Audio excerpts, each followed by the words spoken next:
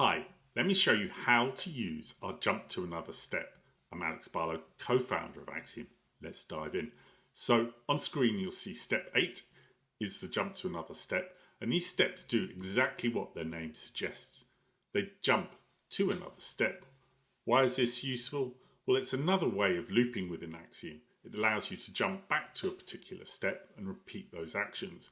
You can set a number, you can set the number of steps you want to jump to, and you can also set the maximum cycles, the amount of times you want to jump. I'm going to quickly input the step I want to jump to, and I'm going to jump to a read step, and that's going to be step number 3. So I'm going to put 3 in there, and I'm going to say I want it to loop 10 times. Okay, so that's that step set up. It's pretty simple.